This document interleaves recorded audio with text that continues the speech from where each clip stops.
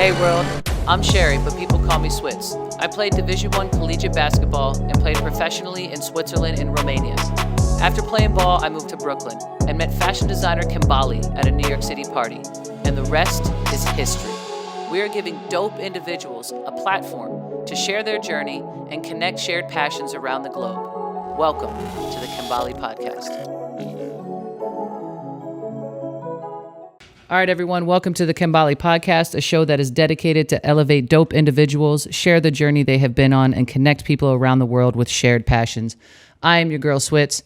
Today, I'm happy to have Lenny. This dude right here, he is a DJ who has spun for many artists, ASAP Ferg to name one. He's a co-founder of a video game museum. He has his own esports collective, a feature film producer. Damn, Lenny, what don't you do? You're involved in every single field that I think everyone wants to be in. There's plenty of things I don't do, but I appreciate that. So tell me about kind of how you began this journey, and maybe what's the first thing that you found out was your passion, and kind of how it organically spread to the point that you're at right now. Well, I've always, had a passion for the arts, but I definitely, thanks to my dad, who was a filmmaker and musician, and thankful for my brother who introduced me to video games at a young age. Those kind of became my main obsessions at a very youthful age. And I definitely had a lot of other, things like sports and stuff that I participated in. But I always found myself really interested in going back to these. And went to film school in New York. And that's when I started DJing also, kind of night at bars, making money, my young 20s. And, I was a pro gamer in high school for a while, and always kind of had gaming on the back burner of an interest. And so basically about 5 years ago, I realized how popular gaming was being recognized, and like just how much it had grown in the last 10 years. So I started kind of working in that space a bit, doing my video game museum as well as some of my other gaming activations and kind of ventures. That kind of brought me to here. Made a couple movies in the way. Some of them are on Amazon Prime, and just basically been trying to make cool stuff, make some money, and just always be really authentic to what I believe in, what the art's about. Yeah, so it's in the blood. Your dad is the one that kind of set the tone. And what sport did you play? By the way, we just kind of glanced right over that. You're like, I was sports for a little bit. When you were an athlete, what sport did you play? I did all sorts of sports, but I was definitely very big into wrestling in high school, snowboarding, because I grew up at the base of a snowboard mountain and went to a snowboard academy for a while, and paintball, actually, which is not like the most usual sport. But I also played all the traditional soccer, baseball, tennis for a while, track and field, of course. I definitely had a nice spread on like all sorts of it, just growing up in the New England area, New Hampshire. Where, we definitely like our outdoor activities. Oh man, does that mean you're a Patriots fan? That is definitely the truth. You know what I mean? Oh, that's good. Good. Well, then what was the first project that kind of got you started? You said you were always around the arts. What kind of lifted it for you? Was it something that you collaborated while you were in school? Was it something after the fact? How did that start off? One of the first big projects I did that I would say was pretty monumental was a movie called Fool's Day. I was one of the co-producers of, which is a short film. That was it was 8 years ago now or something like that, 2013, I believe. Yeah. Mm-hmm. And ended up getting into Tribeca Film Festival and a bunch of other big film festivals. And basically Cody Snyder, the director / writer of it, has still been developing it and is working with Margot Robbie as well as New Line Cinema to develop it, which was really cool. And I think, sparked a lot of the belief and ability for, a lot of us young filmmakers and artists at the time that we could make cooler projects that could go far. That was a big one of the first ones for sure. And did that kind of organically link who you were involved with there went to the next project? Because there's a lot of people watching right now that listening to what you are, they're like, how do I get there? How can I be everything that you're getting involved in? What's that blueprint? What did you do? So if you really want to just get involved, you just got to show up and be willing to help and be involved and do the work no one wants to do. and stay longer than anyone else really wants to stay, just to make sure it's done right and that you leave the right impressions on the right people. There's definitely an investment you take into working in fields that you want to and are passionate about. There's always work around, not always, but like there's work to be done in a lot of places. But when there's specific jobs you want to do, you got to really focus on what it takes to do those jobs, which can be very different. But I just think being passionate and, wanting to see art come to life and, knowing that you might not always make that money right away, but the longer goal is that you'll always be authentic to what you believe in is really, I think the big step. I look for personalities more so than, necessarily talent always, because I think it's the people that show up and want to do it are sometimes the people that end up being the best. Yeah, absolutely. And then because it sounds like you're behind the camera a lot, and a lot of people, they throw around the terms, but people don't really know what actually goes into the fact. Like when you're producing a movie, people automatically assume you maybe you're the assistant director or something, but it's completely different. So like if you had to give somebody in a nutshell, like how something is created behind the scenes, how can you kind of set that scene for us?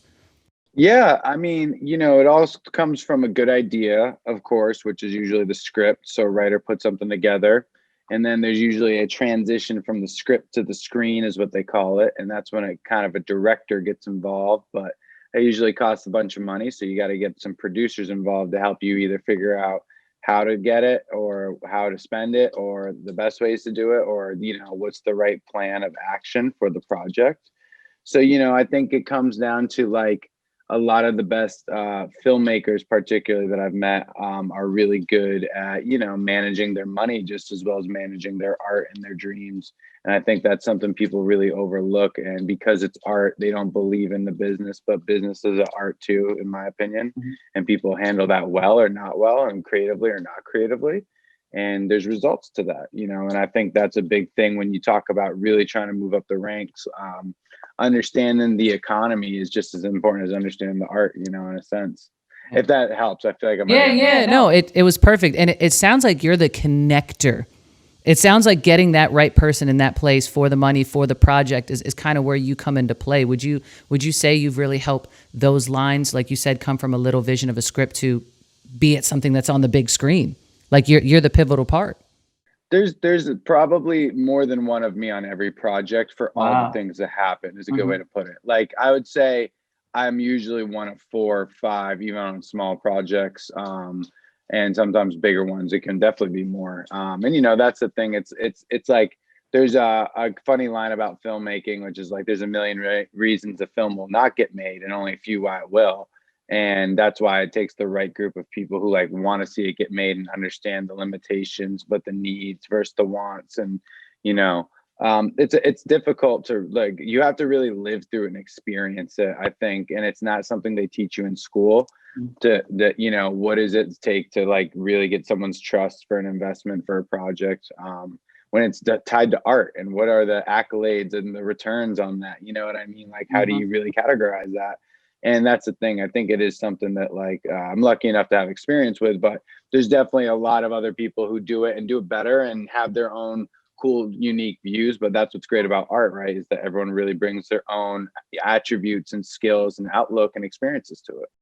Yeah. And then with all of this going on, are you still DJing too? Yeah, I'm actually in the studio a lot, not really DJing too much since the pandemic. Yeah, of course. Everything's virtual now. Exactly. There's only got the virtual Corona clubs these days kind of thing. So I've done definitely some live streams with our guys at Audio Mac. Shout out to Audio Mac and all those dudes. But I would say in the studio a lot producing these days, definitely making more of the original music and things like that. But it's definitely been a transition going from, doing like, I think I did like right before pandemic, LAVO in New York with my big bro Steve Powers, which is like, 1,500 person nightclub, and it's like, then it's like silence. But that's kind of that's kind of like what's going on with everything these days. Yeah. How did you learn this art now going into the field of DJing? Because everybody kind of had to have someone show them the ropes, or were you self-taught? How did you come about with it? I played a lot of instruments growing up as a kid, but I learned DJing from my boy JT at the time.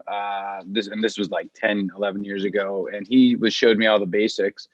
And we basically started doing clubs together for like a couple $100. And then after doing that for a few years, I met my boy TJ Mizell and Clayton Barmore. And then we basically started a collective group project with some of our friends called Dope Roots, which has now grown into like a larger community. And like we're kind of as an agency team, marketing team for different branded activities, activations, content, basically focusing a lot in the music space for sure. But yeah, so it kind of just evolved into that. And then, from there, just kept doing the clubs all around New York, started touring for them too. Then took it, from New York to the other coasts, to the other countries, and, then started getting more into producing original music, which is where we're at now. And like I did some shows with ASAP Ferg, as well as like a lot of like dance music stuff with my man Steve Powers at like WMC and stuff like that. But yeah, so just, was hopping around doing that. Still love doing that, of course. Just so obviously waiting for those clubs to open up again. And aren't we all? Maybe 2022. and club vaccine's gonna be lit. Oh my God. And so who's some of your favorite artists right now? Or is there anybody who like you've inspired at the beginning? Like what's basically, if we put your playlist on shuffle, what are we hearing? Ooh, I mean, I like everything from like Daft Punk to Lil Peep. I like, Blink 182. And I like Mr. Wives. I'd say I like have a nice eclectic spread of stuff, especially because my dad worked in a different era of music, so I was really exposed to different stuff younger. But I really enjoy, some artists I've really liked these days. Young Dolph and Key Glock and basically the entire Paper Route movement. Shout out to my boy Dion. By the way, he's my homie from Street Execs. Been working with them for a minute. Hey, this is all you. You put any shameless plugs. You shout out anybody. This is your time. Those are definitely the homies. I mean, DJ Cassidy, he's one of my favorites. I'm lucky to work with him all the time. Obviously, if I'm gonna even talk about that, Earth, Wind, and Fire, Kool and the Gang, Sister Sledge, things like that. But then taking it way back. Love it. And that's the thing, you can talk about that, but then it's also like, I think the artist PP Cocaine is doing huge things right now on TikTok, blowing up with her artist Naya Young, her girlfriend, who's my homie too, and Spain to Go, who's producing for them. So it's like, I mean, I'll be listening to like everything from, the greatest music of all time, Michael Jackson one day, to like the arguable music of what's the next thing to come up, you know what I mean? Definitely Lil TJ, of course. He's like a big artist out of New York. You gotta show a lot of love for him. But yeah, there's just like a lot of cool things going on, I think, depending on what you're trying to find out there. But yeah, big fan of big fan of Surf Mesa, who's out, put out some good records on the dance side of things too. Disco Killers are some homies that they got a bunch of stuff out with Gattuso, which is really big right now. I don't know if you know any of the dance music stuff, but I'm starting to get into the dance music. Admittedly, I'm one of those people that really love Drake. But I gotta expand it. Was into the bands back in the day and some of the old school music. Obviously, Aretha Franklin. I think that was the first album I ever bought. So I appreciate the fact that it just for you it spans over decades. But talking about the DJ thing again, I don't think people understand how much work, timing, perfection, everything that goes into it. What do you have to say for the folks that think that DJs up there just how some people are like, oh, they just press play. Like, come on now. You're clearly not educated. You don't know what's going on. Some DJs that just press play. So like they ain't wrong. So it's like you're not wrong. That's the truth. So yeah, where's the lie? But I would say, the thing is you can always tell if a DJ's really got that juice, you know what I'm saying? Like you can tell if the DJ can throw down and get, and that's what's cool about it too, is that, in the DJ space, the word DJ is very vague, you know what I mean? Mm-hmm. It's like, there's a lot of people repping it, maybe not repping it, who should rep it. But the thing is that, I think when people got their personality into it, you can always feel it. you can always hear when like they got their own little take on things and they got their own ability to show what they really feel about it. And you know, when you vibe with it and you can tell they got that experience of sharing that with people, it can be really cool. So, you know, for anyone who like unfortunately maybe hasn't, you know, heard that right DJ, they're definitely out there. You know, there's always those lit ones. Sometimes they're hard to find, you know what I mean? But also, you know, sometimes you might be listening to a DJ now who might not sound lit and he could be the next big thing or whatever. So you never know too. So you know, you just always want to see, as long as people are passionate and trying to show their creative side of it and their personality shine through and show some positiveness with the people, I think that's what's up. Yeah. And then what's the team that you're on? Dope Roots. Dope Roots. Yeah. Because basically, even whenever you said like someone could be that next great thing, but they need some polish, would you say that's kind of like where your crew comes in and you help people get to the next level, get them those bookings? Are you a mentor in a sense? What does that look like? Well, no, our crew, like, I mean, I got people, I would say like Dope Roots definitely helps many, many people in the music space. But Dope Roots is more specifically a collective of, you know, a group of us that, most of us, on kind of the roster are DJs, myself, TJ, Tiga, Rhetoric. And then we also have a number of other people who help us with events and marketing and content, directors, producers, all that type of stuff. You know what I mean? But we do our own events where we book other people. We definitely would say with our showcases, try to help book talent that is on their way up or should be seen. You know, not that our events are getting the, you know, level of Coachella attention, but, you know, we like to show that we have a little bit of a finger on the pulse of what's going on in the space, especially, you know, homies Tiga and Clayton, definitely, and Jesse, you know, they've all really come through with strong bookings and like, just really like showcasing like kind of how cool it is to see that your friends are this in depth to the music scene, but also like we have a platform to showcase it on. And we've been lucky enough to work with artists like Little Peep, ASAP Ferg, Cousin Stiz, IDK, you know, a bunch of cool dudes that I think, you know, really stand for the authentic music that, you know, Dope Roots has definitely been at least, you know, trying to support them on their way up, of course. And then it's, you know, a year or two later, you see these dudes and they're just like on the faces of the biggest playlists on Spotify or, you know, have Billboard 100 records or, you know, just becoming their own icons in a sense. Yeah. And it's a grind. Everyone thinks that it's an overnight success and they don't know the years of grinding of everyone that they've connected. But once they finally make it DJs, because you know in America, it's like everyone knows Ultra, everyone knows Coachella. Like as a DJ, is there like a Super Bowl event that everyone like hopes to get at or hopes to get booked? Or is it all like you said about having your own list on iTunes? What is like the mecca for DJs? You know, I mean, it depends your genre and what you're doing, you know. You know, it could be Coachella, it could be Hot 97 or Summer Jam, you know what I mean? It could be WMC. It's definitely depends your goals too. I think like, you know, dance music and Ultra are very affiliated, you know what I mean? I would say that like a lot of like worldly music and stuff like that is for you know, Gov Ball or Coachella. They try to get those mega like worldwide titles kind of thing. But yeah, I mean, I would say like it's kind of interesting though. I think when you do get to a point where you can play one of them, you can play all of them. It's really funny the way that it can work. Like it's like, you know, unfortunately there is a thing with entertainment and art and all that where it's like you're either not getting booked or you're getting booked by everything, you know what I mean? And there's definitely middle ground and growing spaces of that.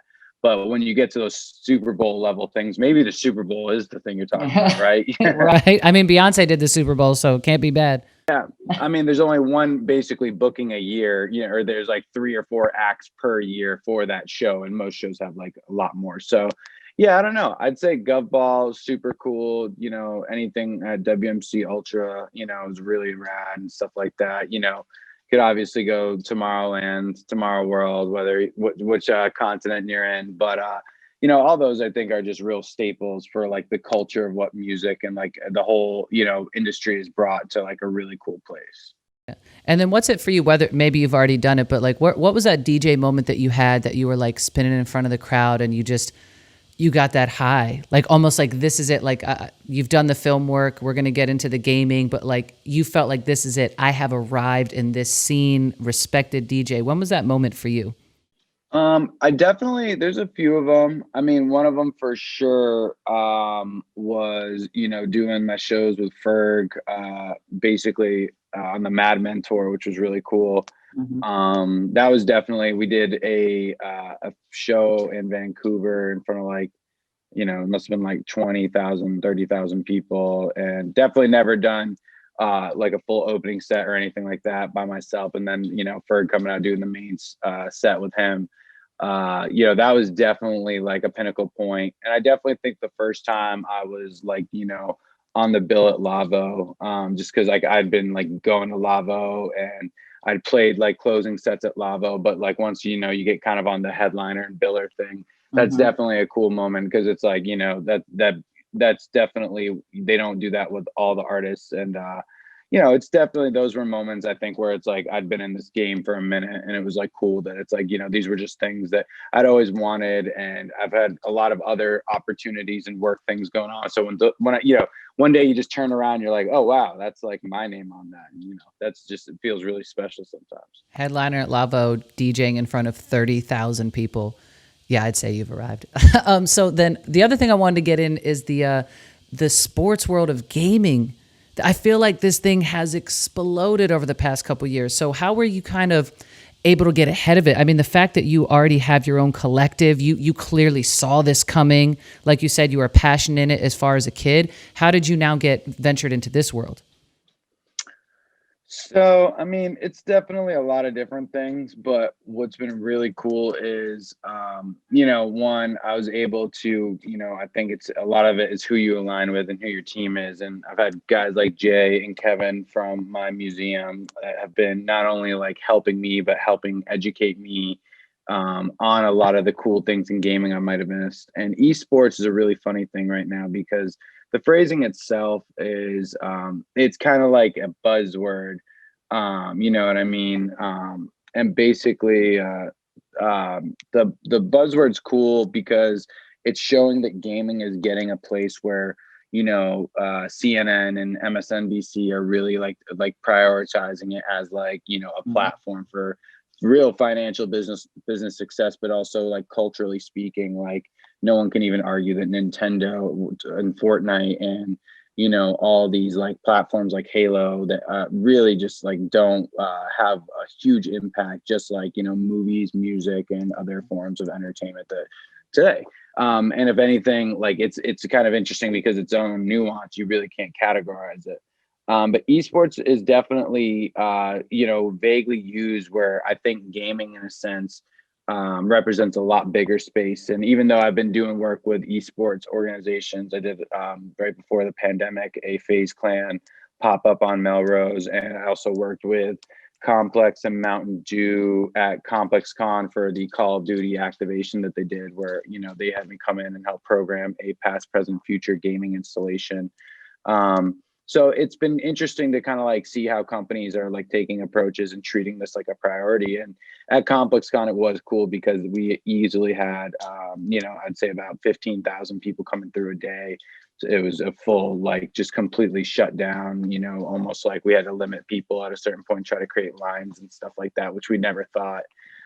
So yeah, and now it's like interesting now because I think with the pandemic, people realize the value in video games and the value in sharing that experience with people, because just like movies and just like music, these things at some point can be identified as like bad things or very like polarizing things or whatever, but I think at the same time you can see it as like a positive way to spend time and share time with people. Be an outlet. Blowing shit up.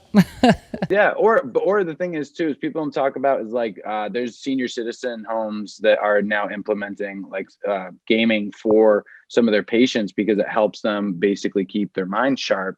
It's amazing. Yeah, I mean there's a lot of like positive problem solving and like just basically like sharp mindset that can come from playing some of these games that aren't just spoken about or really even looked into too much, just due to the nature of it being taboo for a decade. So it's cool to see it change. So since you've been playing for a while, what's the one game that you most definitely would kick somebody's ass in? What's your go-to? I mean, that's most games. Dang, you are super confident, and I love it. All right. Let me give you an easier. What's your favorite childhood game growing up? What was one that you were addicted to for a while?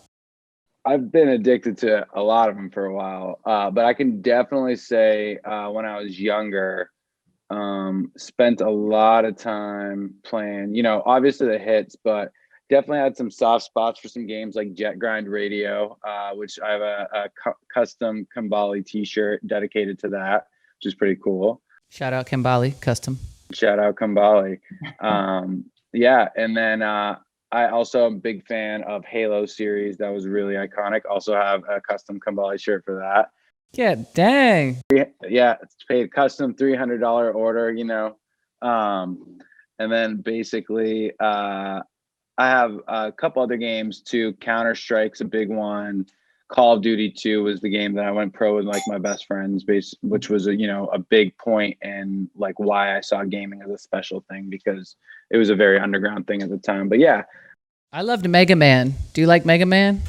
Mega Man's a great series. Absolutely. There's a bunch of Mega Man. So, I mean, Mega Man X is, in my opinion, one of the better ones. Yeah. What's your favorite Mega Man? I mean, I got to be honest. I mean, I don't want to give away my age and all, but like it had to have been the original because I was playing next to that with Aladdin. Do you like? I had like the old school games on the Sega Genesis. I loved Sonic the Hedgehog. I loved being Tails when you were sliding down the loop.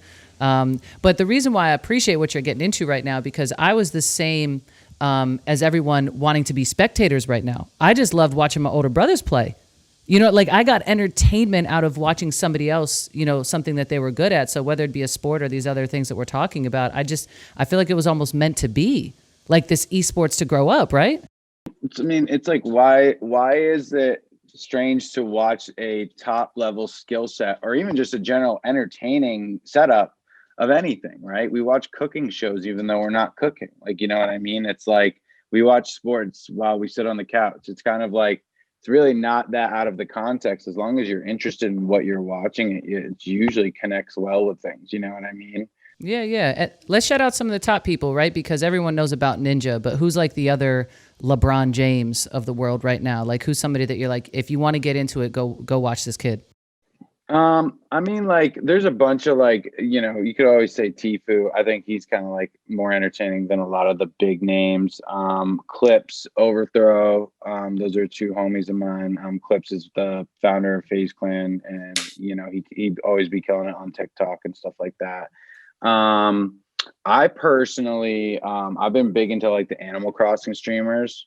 There's a dude named Planet Boo, I believe, BU. Yeah, I'd have to double check that. Yeah, but he's like, I think it's really cool because like he just finds cool islands and like just gives his take on it. So I've been big into that. And then you still picking yourself over everybody you just mentioned?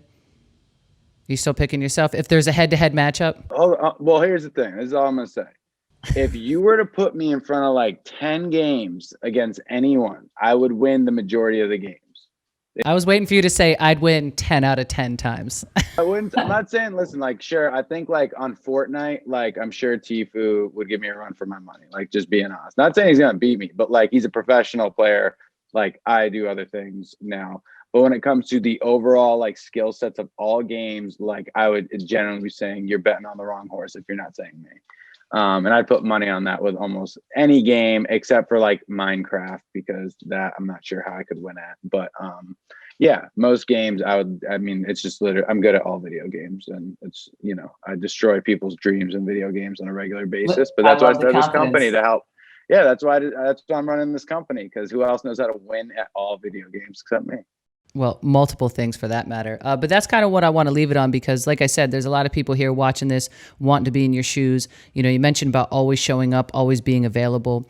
But you have become a master at turning a passion into a business. So if you could just kind of share a little bit of words of insight of the person that wants to come up and be the next you, might be different fields, but just give them a little motivation, a little pep talk. Tell them what's up and how they can get there.